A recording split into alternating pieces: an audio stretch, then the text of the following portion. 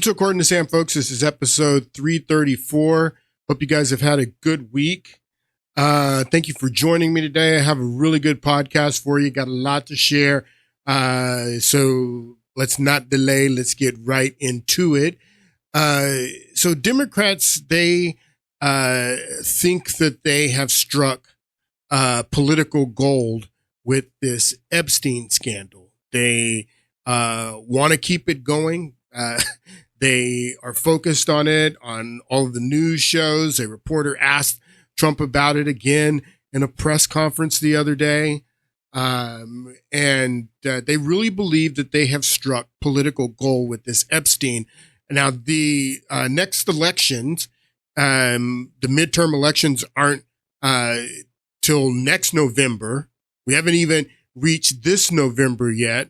So it's going to be interesting to see them trying to keep this Epstein scandal at the forefront, because they believe that it is something that that Donald Trump is vulnerable, or it's a vulnerability of his, and they believe that they can use it to win seats in Congress next year, because scandal helps them. That's what they do. There's no other reason to vote for them unless they can manufacture some scandal. In 2018, in Trump's first term, it was the Russiagate scandal that they had going on through the midterm elections, that they were calling Trump a Russian, and the Mueller investigation was going on. And the narrative was that if Republicans keep control of the House, then Trump's going to fire Mueller, and we need to be there to keep him, make sure that Mueller holds Trump accountable.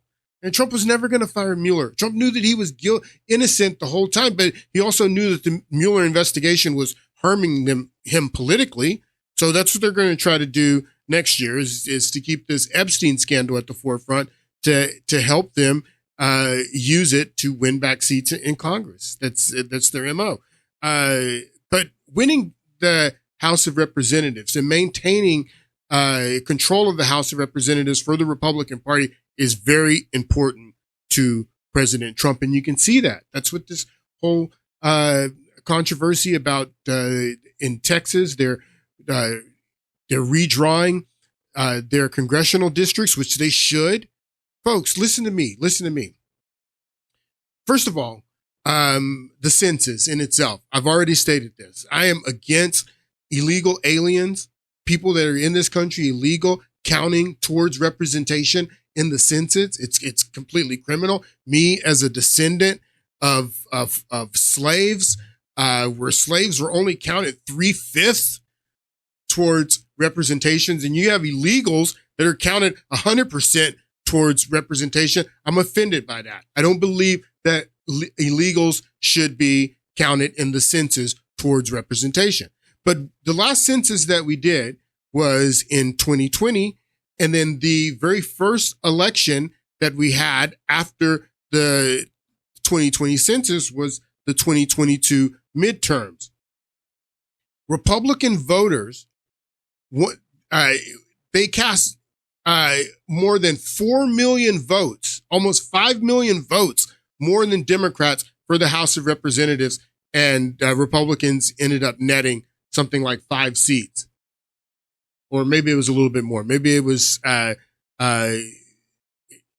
10 seats or somewhere around there. I'm not sure. I mean, but it wasn't a lot. It wasn't, they didn't get enough seats to match even the way that the districts were drawn. They didn't get enough seats to match the fact that Democrats had lost the popular vote in that election by almost 5 million votes. Same thing in 2024. In 2024, they did only net 5 seats.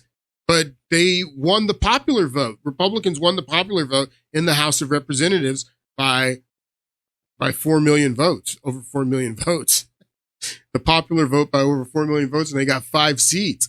So what I'm trying to tell you is that Republicans are only doing in Texas what the Democrats have been doing. You look at some of these states like Illinois, the way that they're gerrymandered, California, the way that they're gerrymandered. In California, Republicans get 40% of the vote when they vote for a senator or a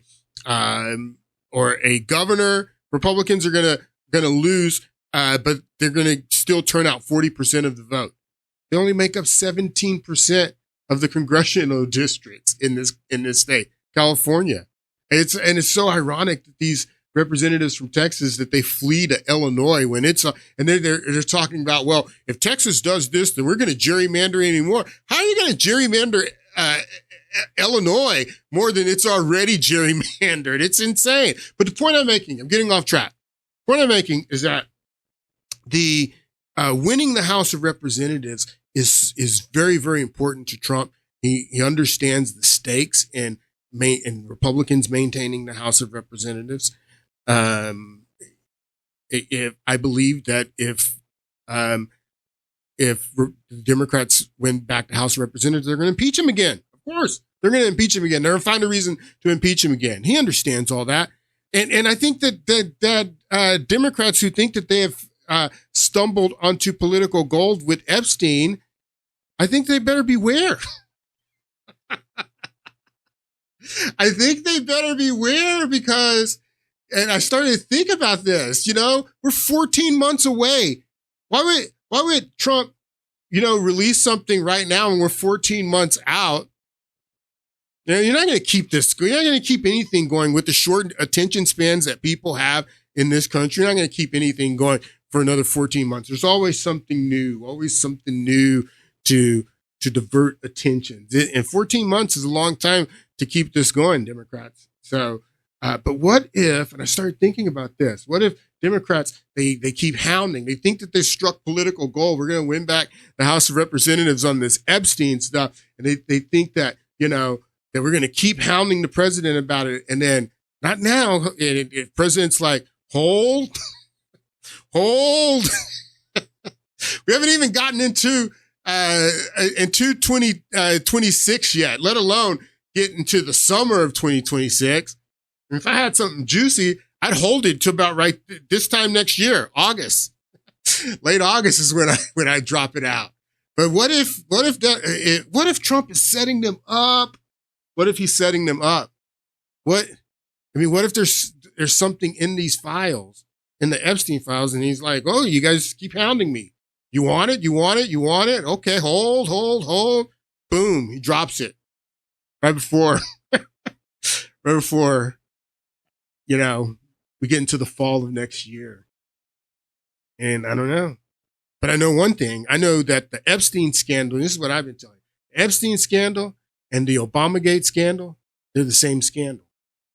And this is a scandal of rogue elements within our intelligence community. The same intelligence officials that pulled off Russiagate under the Obama administration, they're the same intelligence officials that were there in the Bush administration when Epstein was arrested for the first time, when Epstein was tipped off before the FBI raided his house, when Epstein, the judge in the Epstein case that had been working on it for over a year, suddenly didn't appear to court the day that he got the sweetheart plea deal that gave him work release for 12 hours in the day. And, the only witness to testify was a 17-year-old girl instead of the 14-year-old girl that testified in the grand jury. When all that happened, that was in the Bush administration between 2005 and 2008 is when he got the plea deal. And the same intelligence people that were there during the Bush administration are the same intelligence people that were there in the Obama administration when they pulled off Russiagate. And Epstein was an intelligence asset, is what the Bush administration told the federal prosecutor, Acosta, that was prosecuting Epstein when he was arrested in 2005. He was told that Epstein is an intelligence asset and to let it go. This is a story about rogue elements within our intelligence community, people. That's what this is about. Now, remember what George Bush, and this is Barbara Bush, what they said about Bill Clinton. I want you to remember. Bill's father wasn't around, and I think that he thinks of George a little bit like the father he didn't have, and he's very loving to him. So Bill Clinton thinks of George H.W. Bush like the father he didn't have. And he's very loving to him, is what Barbara Bush says. And then I want you to listen to what George W. Bush, the son of Barbara Bush and George H.W. Bush, what they say about Bill Clinton. Like the father he didn't have. And he's very loving to him. And I really appreciate that. I'm doing it. My mother calls me my fourth brother. My mother calls him my fourth brother. Barbara, who you just heard talking about Bill Clinton and how much she loves him and how much H.W. loved him, and he thinks of H.W. as a father. My mother, George W. Bush says, calls him my fourth brother. That this is my brother. That Bill Clinton is my brother. My mother calls me my fourth brother. Calls him my fourth brother. Is that right? The black sheep of the family. The black sheep of the family. He's my fourth brother. So I want to ask you a question. If all of this cover up into Epstein happens under the Bush administration, all these same intelligence officials from the Bush administration that were in on Russiagate, this is happening under Bush, is that Acosta is told that he's a intelligence asset and to let it go. He's getting, tipped off before the FBI raid his house. That's under the Bush administration. He gets the sweetheart plea deal under the Bush administration. So do you think that Bush is doing all that under his administration to protect Epstein because he's trying to protect Trump? Is that what you think? You think that Bush has Trump on his mind when he's protecting Epstein because Epstein's an intelligence asset? Or do you have his brother on his mind? But we do know that the cover-up started from Epstein, and he got the sweetheart plea deal, and he got tipped off before the FBI raided his house. All that was under the Bush administration. We do know that. So who do you assume Bush was helping? And all of these intelligence officials, all the same guys, like Mueller, he was the director of the FBI. His deputy at the FBI is James Comey, James Clapper. I explained in the last podcast. He is in the intelligence community, and his service goes back to George H.W. Bush. He served in the intelligence community under George H.W. Bush, under George W. Bush, under Barack Obama. Clapper. Now, John Brennan, I said in the last podcast, we're going to talk a little bit about John Brennan now, because I said in the last podcast that during the Bush administration, I wanted to know what this guy was doing during the Bush administration in 2005 when Epstein got arrested and all these same players were in the Bush administration. What was John Brennan doing during the Bush administration? I started asking that question. In the last podcast, I said that he was the station chief in Riyadh, in Saudi Arabia. But then I went and looked at it, and no, he wasn't a station chief during the Bush administration in those early Bush years, Bush W years. And when I found out what this guy was doing, what John Brennan was doing during those the first term of the Bush administration, during 9/11, the pre-9/11 failures of intelligence, which there were no failures. They didn't want to stop 9/11. The build up to the war in Iraq and all the intelligence failures and during the WMDs and Colin Powell's shameful, speech that he gave and presentation that he gave to the Security Council, the invasion of Iraq based on that faulty intelligence. What was this guy doing? And like I said, I assumed that he was the station chief in Riyadh during those during Bush's first term, but he wasn't. He had already left Riyadh. Let's read a little bit of what it says here. It says, Brennan begins his CIA career as an analyst and spent 25 years with the agency. He was the daily intelligence briefer for Bill Clinton. Bill Clinton would get his presidential daily brief from John Brennan, William Jefferson Clinton. In 1996, he was the CIA station chief in Riyadh in Saudi Arabia, like I said, and he was there during the Khobar Tower bombings that killed 19 U.S. servicemen. But in 1999, he came back to the United States, and he was appointed the chief of staff to George Tenet. When I saw this, I was like, wow, this guy was chief of staff to George Tenet in the first Bush administration. Oh my God. And I was just blown away by this. So in 1999, he was appointed chief of staff to George Tenet. We're going to talk a little bit about who George Tenet is here in a moment. And the then director, he was the DCI at that time. George Tenet was, we're going to talk about George Tenet here in a moment. But then Brennan became the deputy executive director under George Tenet on March 2001. So just a few months before 9/11.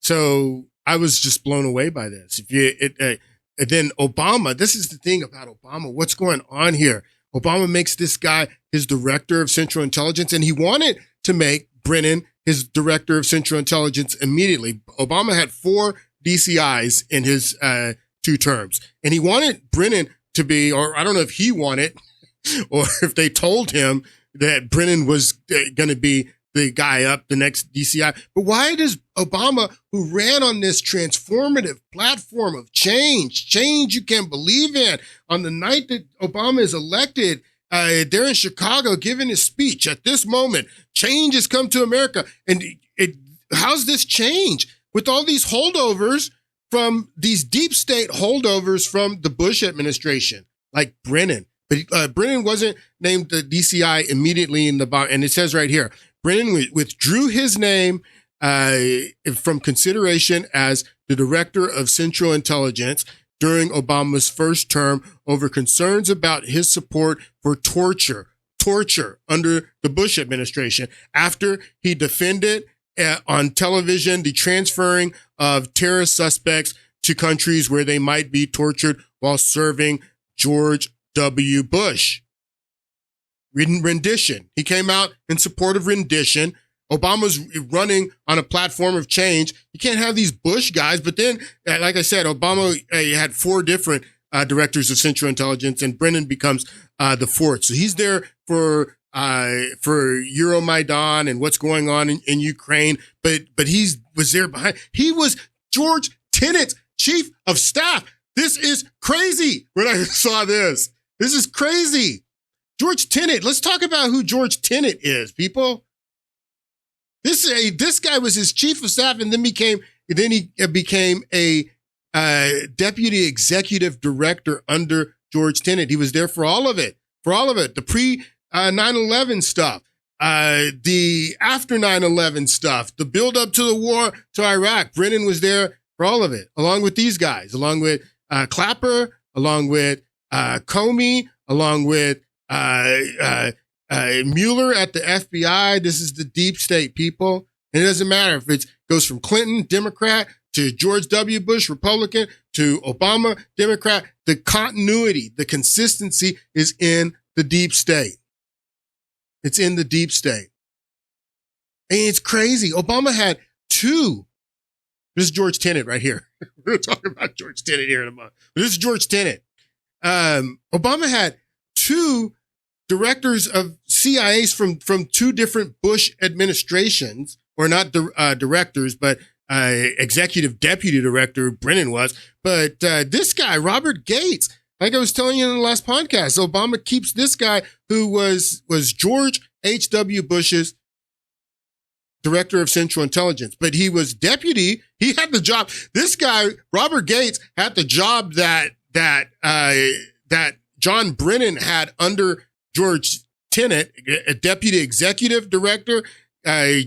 Robert Gates was deputy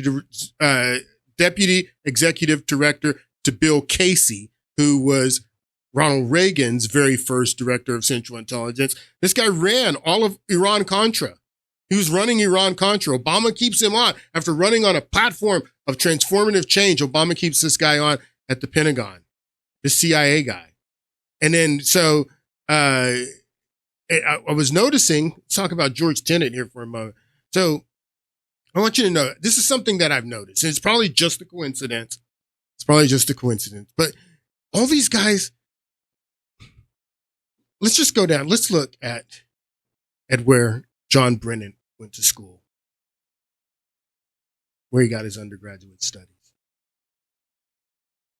So he got his education from Fordham University. And I put this as like, wow, this is crazy. So Fordham University is, we'll read here. Fordham University is a private Jesuit research university in New York City. It is named after Fordham neighborhood in the Bronx. And so there's 40 different Jesuit schools in the United States. A lot of them have names like where they're located. So Fordham is located in the Fordham neighborhood, and it's called Fordham University. And you would if you didn't know this, you would never know that Fordham University was a Jesuit school. Same thing with Boston College. Boston College is in Boston. It's named after Boston College. And you would never know that it's a Jesuit university unless you knew that Boston College was a Jesuit university. Same thing with Georgetown. Georgetown is in the neighborhood of Georgetown there in Washington, D.C. And you would never know that Georgetown is a Jesuit university unless you just know these Jesuit schools. The University of San Francisco.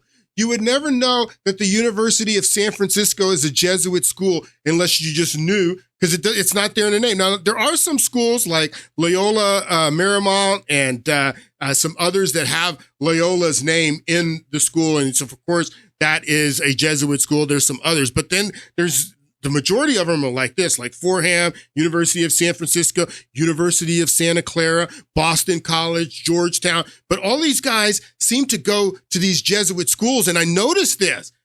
So John Brennan went to Fordham University. Okay. George Tenet. Let's talk about George Tenet. George Tenet went to Georgetown. Georgetown is a private Jesuit university in Washington, D.C., and oldest Catholic institution of education in the United States. Georgetown Jesuit School, Fordham Jesuit School. George Tenet actually not only graduated from Georgetown, he went back and he's a professor of Georgetown too. It says right here, Tenet held the position of DCI from July 1997 to 2004, making him the second longest director behind Alan Dulles, who was the first director, and he's the guy who Kennedy fired after the Bay of Pigs. He and his brother, Alan Dulles, and John Foster Dulles, the Dulles brothers, were running the Eisenhower administration. So George Tenet goes to the Jesuit school. John Brennan goes to the Jesuit school. This was Obama's second director of national intelligence. Obama's first director of national intelligence was Michael Hayden, and then Leon Panetta came in to replace Hayden, and then Petraeus was the DCI for a little while until that book came out on him, and he had to resign, and then Brennan had to come from behind the back, controlling things from behind the back to the forefront, and he becomes the fourth FBI or CIA director. But Leon Panetta served under Bill Clinton as the House Management and Budget. He's from California, and where did he go to school? He went to school at the University of Santa Clara. Like I was just telling you, University of Santa Clara is a Jesuit school. Where's it at? Leon Panetta. Where's it at? Right here, Santa Clara University. Santa Clara University is a private Jesuit school in Santa Clara. You know who else went to University of Santa Clara? Gavin Newsom. You know Gavin Newsom. Who else went to the University of Santa Clara? Nancy Pelosi. Gavin Newsom served as the lieutenant governor in California to a Jesuit governor, Jerry Brown. Jerry Brown's father was a Jesuit. They all went to these Jesuit schools. So I started putting this together. I was like, it's crazy. So Leon Panetta went to the Jesuit school. George Tenet went to the Jesuit school. John Brennan went to the Jesuit school. And John Brennan was George Tenet's, chief of staff, and then his lieutenant director. He was there with all of the stuff under the Bush administration. Now, George Tenet, like I said, this is George Tenet right here. And he's sitting behind Colin Powell when Colin Powell gives this disastrous presentation to the Security Council that was full of bogus intelligence, tons of bogus intelligence. Colin Powell says that he told George Tenet that I want you sitting directly behind me as I give this information because I want people to know that it came from you. It came from George Tenet. So all the bogus intelligence and the buildup of, if you understand too what happened with the buildup to war and 9/11 and the phony, intelligence about Saddam buying yellow cake uranium from Niger and all that stuff. That was all phony stuff. And then there was tons of other phony stuff the anthrax, this is completely phony. The anthrax that was used to mail to people after 9/11 was American anthrax. It was made in Ames, Iowa. It was the Ames strand. And these guys knew that the anthrax was not American anthrax, but Colin Powell holds up this vial of fake anthrax there in the Security Council and says that the Iraqis, this anthrax came from Iraq. It's like, so that's who George Tenet is. That's who this guy is. And John Brennan was his chief of staff. He was there for all of it. So all of these guys were there in the Bush administration when Epstein was arrested for the first time. All these guys, and Epstein was an intelligence asset. That's what Acosta was told. And all these guys were there in Bush's administration during the Epstein scandal when it started. All these guys. Well, Robert Gates wasn't. He had gone and he started. He was the president at Texas A&M. But all these guys, remember when they lied about Hunter Biden's laptop before the 2020 election and interfered in that election and told us that Hunter Biden's laptop was Russian disinformation. It was a Russian psyop is what all these liars says. They were all there. John Brennan, these are all the people that Clapper, Leon Panetta here, Michael Hayden here. And Robert Gates is part of this group too. The 51 intelligence official lied to the American people to manipulate the American people before an election, so the American people would do what they wanted. I mean, this is the scandal. This is the Epstein scandal, and this is the Obamagate scandal. It's a scandal of our intelligence community. And I started thinking about this whole thing about the Jesuits and how all these guys go to these Jesuit schools. And I'm like, man, this makes a lot of sense if you understand and know who the Jesuits are.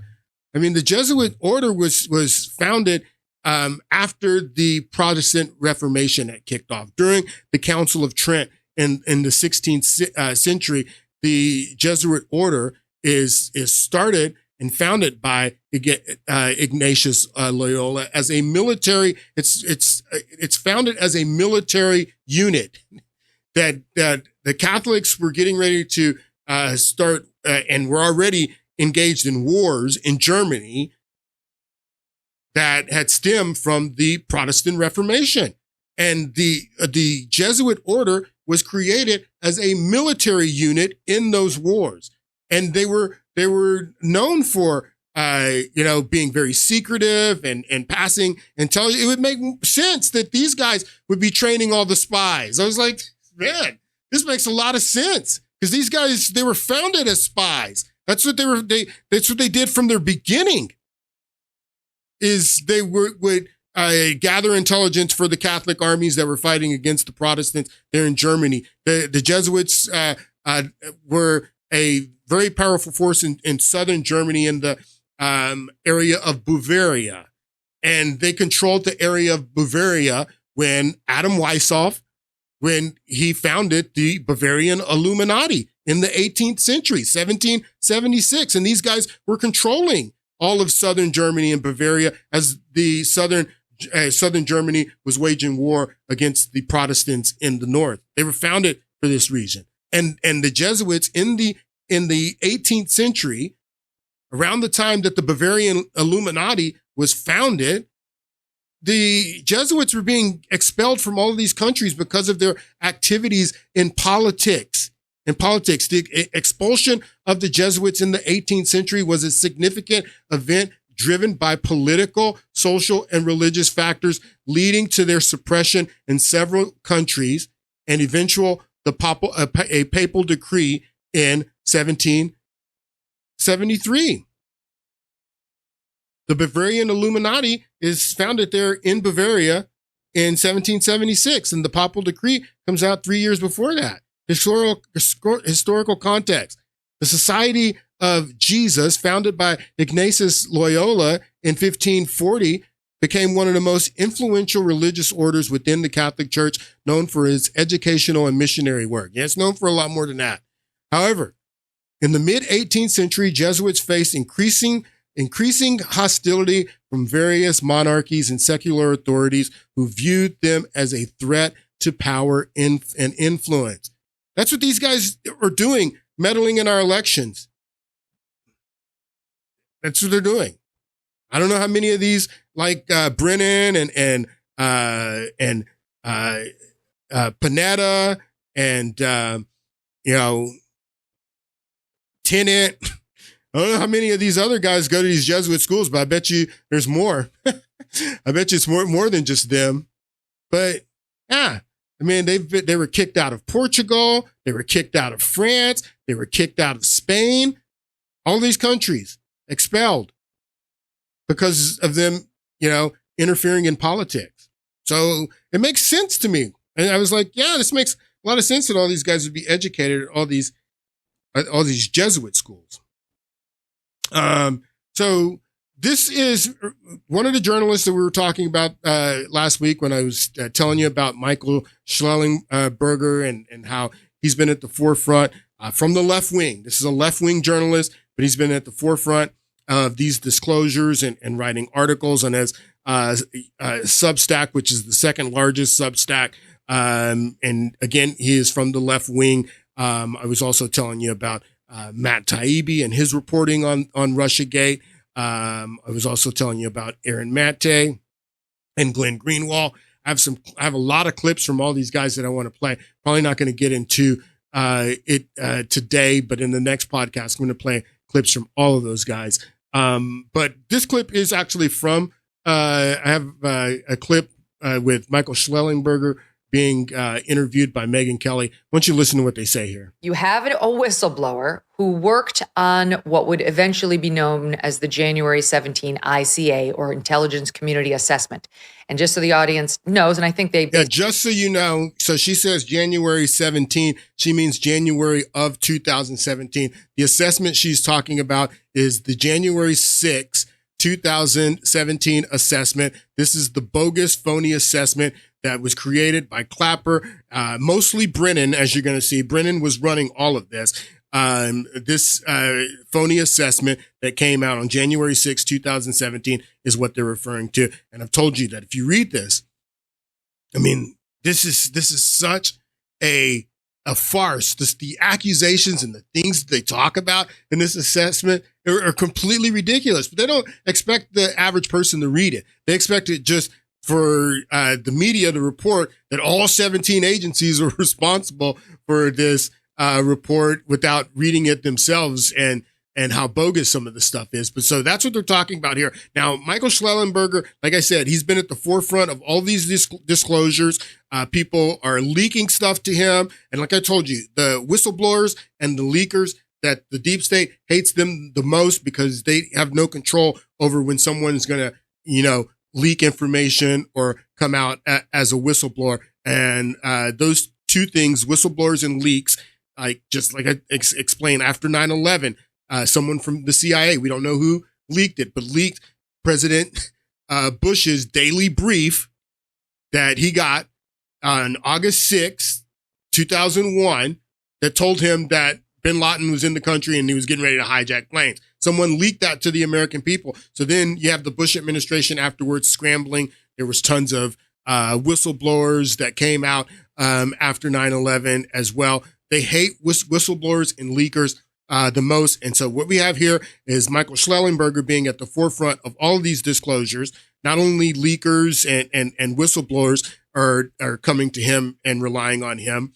Also members in the government, like when the new annex documents from the Durham investigation, when he was the first journalist to have access to him.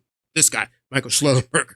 So a whistleblower has come and has confided into Michael Schellenberger about this document, the January 6, 2017 assessment. That's what they're talking about. Whistleblower who worked on what would eventually be known as the January 17 ICA, or Intelligence Community Assessment. And just so the audience knows, and I think they basically have a basic understanding now from our reporting, that there was one presidential daily brief that was about to go to Obama in December of 2016 saying, the Russians, they didn't succeed in interfering in any meaningful way in our election. They did not hack voting machines, and it was going to downplay Russian interference. And then they stopped the presses. Obama interfered and said, hold on. And there was a memo saying, per the president's directive, and they're going in a new direction. Lo and behold, what happened next was, we're going to do a new assessment and we're going to see what Russian interference was. Immediately, the media started reporting, it was huge. They interfered in everything. They tried to help Trump. You started reporting on it. So I think it's funny that Megyn Kelly, that she says that immediately the media started. She fell for it, hook, line, and sinker. I want to play that. I want to play where Megyn Kelly, she got the opportunity to question Vladimir Putin at this event. NBC, when she was working for NBC, Megyn Kelly quizzes Putin about Russian involvement in U.S. elections. Is intentionally difficult to find hardcore proof of. It's other factors. And what the experts say is that this couldn't have been faked. Experts. That it's not one factor, that it's 100 factors that point to Russia. They say it's the forensics, it's the digital fingerprints, it's the IP addresses, the malware, the encryption. So see, she fell for it. She not only did the media, she was working for MSNBC, so she is the media, but it wasn't just the media, Megyn Kelly, it was you. You fell for it. And we're going to see what Russian interference was. Immediately, the media started reporting, it was huge. They interfered in everything. They tried to help Trump. So the answer to the homework was delivered to the media before the homework had been done. And you bought it. When the homework was officially delivered in January of 17 to Obama, shock of all shocks, it said what Obama wanted it to say, which was Russia, Russia, Russia. They wanted to help Trump. And off we were on the collusion allegations that would dominate the Trump first term. So now you have spoken to a whistleblower still inside the CIA who worked on that 17 ICA. And this person is telling us what? Well, yeah. So this person, just to put it in context too, I mean, this was one of 4 analysts at the CIA. And there was also 2 to 4 analysts from the National Security Agency, which of course does signals intelligence, and then 2 other analysts from the FBI. These were the people that were involved they were on the drafting committee to write this ICA, Intelligence Community Assessment. And what this person said was that really CIA Director Brennan really rode roughshod over the process, that Brennan demanded that the ICA include the debunked Steele dossier. This was a piece of fraudulent memos that suggested that Trump was being sex blackmailed by President Putin. It appears that Brennan coordinated with the FBI, that the FBI insisted that this Steele memo be included in the ICA. The analysts were misled by Brennan, thinking that, he was on their side. In fact, Brennan. The analysts were misled by Brennan. The analysts were misled by Brennan, thinking that, he was on their side. In fact, Brennan also wanted to keep it in the ICA. And then, as you quoted there, this person said that Brennan had a pathological need to control this process. Brennan had a pathological. Brennan had a pathological need to control this process. And this is what the whistleblower is telling Michael Schellenberger. And I'm going to show you something in a moment that backs up exactly what this whistleblower is telling Michael Schellenberger. Pathological. He had a pathological obsession with pointing this to Trump and making this about creating this Russiagate narrative. He wanted the Steele dossier and keep included in. So wanted to keep it in the ICA. And then, as you quoted there, this person said that Brennan had a pathological need to control this process. Totally inappropriate. I think it's important for people to keep in mind that, we think of spying, the sort of the glamorous world, the James Bond, the people, the human intelligence, or maybe even some of the, the cryptography. It's very important and the signals, what he's saying but here. So much importance is on the analysis, because that raw intelligence has to be interpreted. It has to be put in context. And of course, it doesn't make for a very good Hollywood movie, a bunch of people just sitting around their computers. But the Directorate of Analysis at the CIA is incredibly powerful, because they're, in fact, more powerful in many ways than the people gathering the intelligence, because they're the ones that are weighting it, deciding how credible certain things. So when that process is corrupted, and of course, one of the most famous recent ones is that the CIA process of analysis was corrupted around the weapons of mass destruction in Iraq. This is on par with that. In fact, several people have said that this is the worst corruption of the analysis process within the CIA since the weapons of mass destruction. I wonder why. Let me explain to you what he's saying. He's talking about a process called stovepiping. Stovepiping. Let's read this. In intelligence gathering, stovepiping is the presentation of information without proper context. It can be caused by a specialized nature or security requirements of a particular intelligent connection, or it could be trying to manipulate people, like what was done during the pre-invasion of Iraq. They stovepiped the intelligence from that said that Saddam was buying yellow cake uranium from Niger. When analysts went and they analyzed that, they analyzed that it was ridiculous. That Saddam was not buying yellow cake uranium from Niger, that this intelligence that we've gathered is bogus. And that's what the analysts said. But they was still stovepiped up to the Bush administration purposely, to the policymaker without context. And George Bush ends up saying it in his State of the Union address. But he doesn't attribute the CIA. He attributes it to British intelligence, because he knew that his CIA had actually, I mean, that's one thing I'll give George Tenet. And George Tenet did go and at least tell George Bush, to his face, that this is bogus intelligence. George Tenet did do that. And that's why George Bush in his State of the Union attributed to the British government told us that Saddam's buying yellow cake uranium. It's the same people. Yes, that's why they use the same methods with Russiagate as they used with 9/11, because it's the same, or with the Iraq invasion, because it's the same people. It's the same people using the same tactics. They're using the stovepiping tactic to transmit this raw intelligence, this out of context, unanalyzed raw intelligence to Barack Obama and to the American people. They're stovepiping that information without context, is what Schellenberger is saying here. And it's the same thing, the same people. It's the same people. It's the same thing these same people did back in 2003, in 2002 and 2003, before the buildup to Iraq war. So it's the same people using the same methods, is what I'm trying to tell you. Weapons of mass destruction in Iraq. This is on par with that. In fact, several people have said that this is the worst corruption of the analysis process within the CIA since the weapons of mass destruction. This person also said that they were under duress. That was their language in describing Brennan's insistence that this fraudulent Steele memo, again, that was commissioned by the Hillary Clinton campaign, that they were under duress to include it.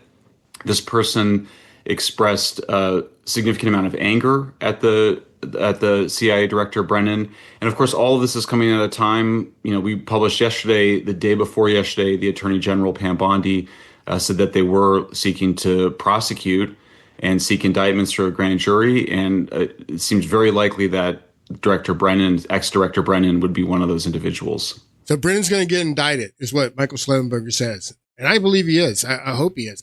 I think that's also interesting that there were only 4 analysts in the room, and this guy's saying that one of those 4 people is the whistleblower. So John Brennan's got to know that. I mean, that the person who's the whistleblower to Michael Schellenberger on this is one of 4 people. I just think that's crazy. But you don't even need a whistleblower for this. That Brennan had a pathological obsession with controlling the process and pointing the finger to Trump. It was pathological, is what this whistleblower has told Michael Schellenberger, and you don't even need a whistleblower for that. John Brennan wrote it in his book. This is crazy. John Brennan wrote a book where he talks about his pathological obsession. Greg Kelly, on his show this week, he reads some excerpts from John Brennan's book where he listened to what this guy wrote in his book. This is crazy. This is in his own book. It's called Undaunted. Some people wonder whether President Obama would have taken a more aggressive posture vis-a-vis Russian interference if he had believed at the time that the election was a toss-up or that Trump actually might win. The answer to that question is unknowable. Wow. And so he's basically saying that if Obama, because all the polls, everybody thought Hillary Clinton was going to win in 2016. And Brennan's saying that if Obama knew that there was a chance that Donald Trump was going to win, he would have taken a more aggressive path to prevent Donald Trump from being president. Wonder what that is. If he had believed at the time that the election was a toss-up or that Trump actually might win, the answer to that question is unknowable. It's at least possible that he would have sabotaged the entire election if he knew that President Trump had the advantage. How about that? All right. There's the first chapter in Brennan's book, which I do believe they're going to be reading from this book at his trial. Yep, he's going to be indicted, and they're going to be reading from this book in his trial for sure, especially when you got the whistleblower too. Brennan's book, which I do believe they're going to be reading from this book at his trial, which will happen, is about January 6th, 2017. This is a much more important day in history than January 6th, 2021. 6th. This is when the intelligence community, the deep state, they try to take out Trump before he's president. They try to get him to withdraw, maybe actually turn the whole presidency over to Pence, and he'll get sworn in 2 weeks. It's very strange. And it's also strange that our intelligence agencies would be working on a pretty minuscule issue, as hard as they were, for as long as they were. I had spent the previous 5 months intensely focused on Russian interference in the presidential election, and by that morning, I could have virtually recited from memory the entire Intelligence Community Assessment, ICA, titled Russia's Influence Campaign in the 2016 U.S. Presidential Election. This is fascinating to me. There's a lot going on in the world. You got to worry about North Korea.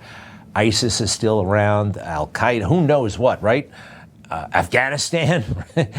And they go to him on January 6, 2017 for 2 hours to talk about Russia interference, which amounted to about $150,000 worth of Facebook ads. And how much time did he spend? 5 months. This was his big thing that he was concerned with. $150,000 in Facebook ads. I thought it was around 100. It doesn't matter. 100 and 150. This is what I was talking about in the last podcast, where someone bought Facebook ads and spent $150,000, and they purchased in rubles. That this was a setup the whole time. I don't have time to play this clip, but the guy that I was talking about in the last podcast from the Trump administration is Brad Pascal. And I wish I had time. If I have time here in a moment to play what Brad Pascal says about those Facebook ads, said he spent $100 million on Facebook, and someone is telling you that that Russia's turning the election with $150,000 or $150,000 in Facebook ads that they purchased in rubles. And Brennan set the whole thing up. Amounted to about $150,000 worth of Facebook ads. And how much time did he spend? 5 months. This was his big thing that he was concerned about. Also, this is going to come up at the trial. You're the CIA director, but you make it clear to everybody in the world that you hate Trump. And by your own definition, by your own words, you think it's going to affect how you do your job. Listen, so this is what he writes in his book. And remember what the whistleblower told Michael Schellenberger, that his obsession with getting Trump, his obsession in controlling the process as the analysts were analyzing the intelligence, his obsession with controlling this, it was pathological, is what this guy said. And this is what he writes in his book. The mere thought of briefing President-elect Donald Trump that afternoon, and then gathering with my family a few short hours later at the wake of my father, the moral, ethical, and intellectual antithesis of Trump, jarred my very soul. Jarring your very soul. That's going to mess with your head. You're not going to have the right judgment. You're going to let all your venom come out. This is a big deal, right? It's a big You've been deal. Working on this meeting for 5 months. January 6, 2017. Your soul is jarred. This man is not a professional. He's an unhinged, Trump-hating lunatic. Next. While I had witnessed many politicians over the years make hollow campaign promises and specious claims about their own accomplishments and the failings of their opponents and previous administrations, no individual came close to Trump's dishonesty, unabashed self-aggrandizement, He hates Trump. and demagogic rhetoric. He hates Trump. He can't see straight. He hates him so much. And it gets worse. I was shocked at his subsequent electoral college victory. So this right here, people, this right here, he wrote this in his book. He wrote this in his book. I am blown away that he wrote this in his book. This guy's going to be indicted, and this is going to be read into evidence. But listen to what he says about the American people, about us, because we voted for Donald Trump. And this is what I'm telling you, that these people have God complexes. They feel that they are the ones who choose who the new president is, not the American people. The American people are too stupid to choose the president of the United States. We do. We choose the president of the United States, is what this guy writes in his book, that the American people are stupid. How can they vote for Donald Trump? He writes it in his book. I was shocked at his subsequent electoral college victory. I could not understand how so many voters thought he was qualified, intellectually, morally, ethically, temperamentally, or experientially, to be President of the United States. All right. He's shocked, and a lot of other people. And who's to blame? American people. American people. American people. Were American voters so gullible as to believe that Donald Trump could assume and carry out the responsibilities attached to the presidency of the United States of America, the most powerful position the world has ever known? It's the people's fault. It's always the people. If only they would listen to intelligent people from the intelligence community. So he wrote that in his book. So if he wrote that in his book, do you think the whistleblower that's reporting to Michael Schellenberger that he was controlling the whole process, one of 4 people too, he knows who the whistleblower is. Oh my God, this guy is going to jail. Oh, it's going to be so beautiful. I think, and Comey's going to be indicted too. We're going to get into Comey's role in the next podcast. But if anybody is going to be indicted, it's going to be these two. These two are going to be indicted. And so we're going to get into Comey in the next podcast, but he's going to be indicted too. Both of them are going to be indicted. Now, I want to talk about this woman. How much time do I have? I have a little bit more time. This woman, Julie. So Julie, in one of the emails that were declassified last week from the annex documents from the John Durham investigation. These are emails that the Russians, that they got because they probably hacked into George Soros's foundation there in Ukraine.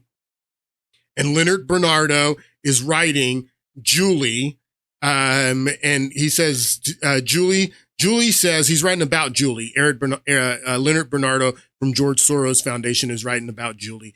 Julie says it will be a long-term affair to demonize Putin and Trump. So they're framing Putin and Trump. That's what they're doing. It's the whole thing is about framing Putin and Trump. And I've always said that people like Putin and Trump are easy to frame because they're not saints. They have, they're bad guys that with bad records and bad passes, and you can't say that they're saints. So those are the easiest people to frame because everybody is already going to assume that they did what you're framing them of. So the frame job, that's why it was so effective because, men like Putin and Trump are easy to frame. But Julie says that it will be a long-term affair to demonize Putin and Trump. Now it is good for a post-convention bounce. Later, the FBI will put more oil to the fire. Outcome is far from clear as Americans are more keen on their own woes. And Hillary is hardly good looking as far as credibility is confirmed. So this is what he writes in this email, Leonard Bernardo from the George Soros Foundation. He's talking about Julie. The Julie that he's talking about is this woman, Julianne Smith.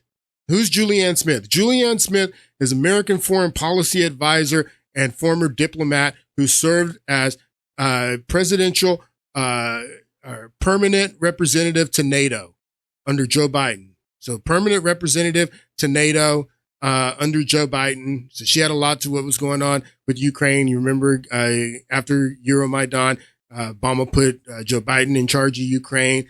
Obama's son's working for the corrupt energy company in Ukraine.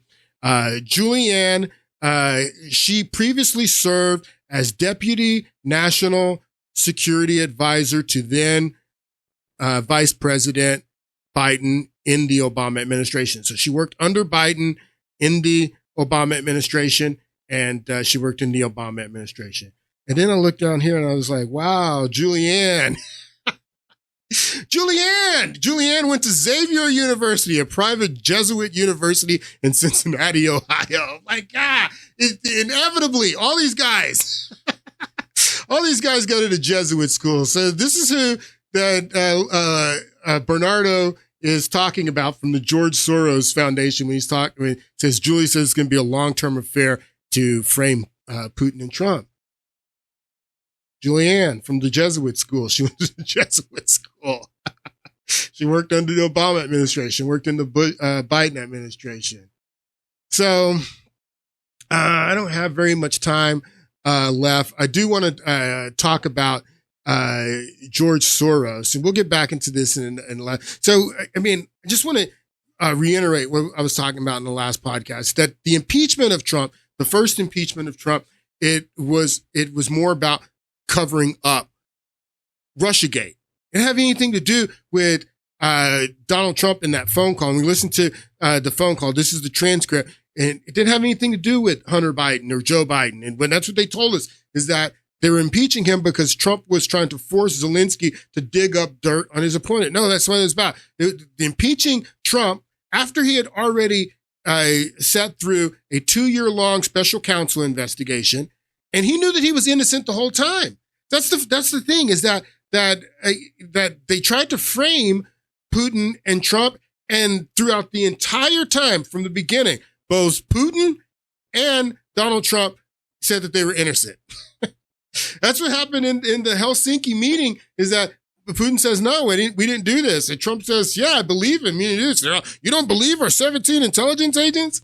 So after the Mueller investigation that lasted beyond the 2018 midterms and helped Democrats win back all those seats, after it was over, Mueller comes out and says there's no collusion, and then that's over. And Trump knew that he was innocent the whole time.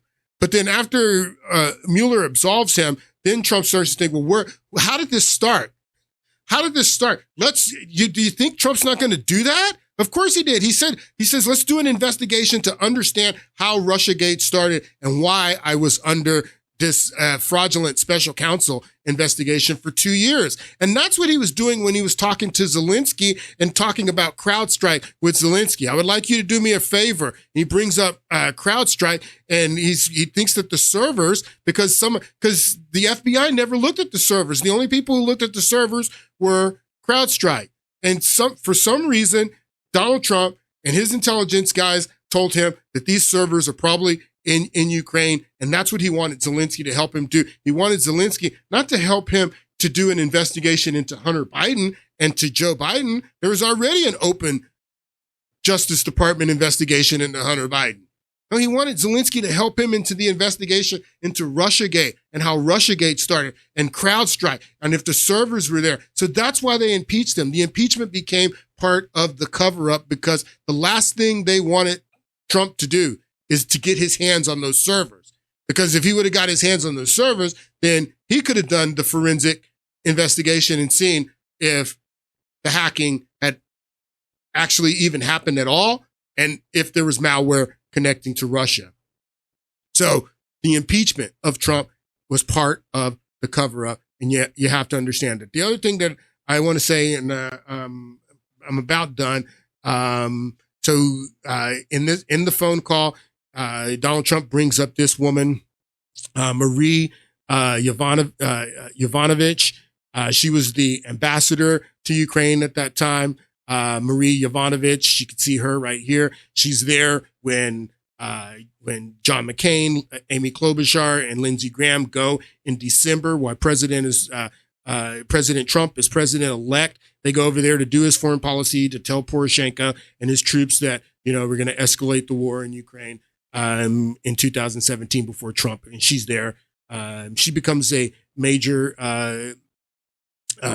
she gives testimony in Trump's impeachment. So this all has to do with Ukraine. That's what Russiagate has to do with Ukraine, and you have to understand that. Almost done. This was the interview with Chrystia Freeland, the deputy prime minister in Ukraine. This is the interview that I was talking about that George Soros does with her.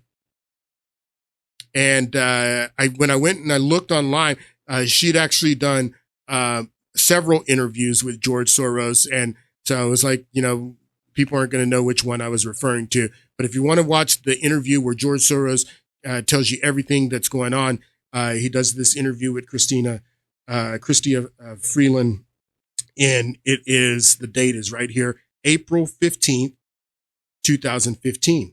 So she does this interview with, and I should have known this, she does this interview with George Soros where he lays out the entire plan. This is about a year after Euromaidan, a year after Russia had annexed Crimea.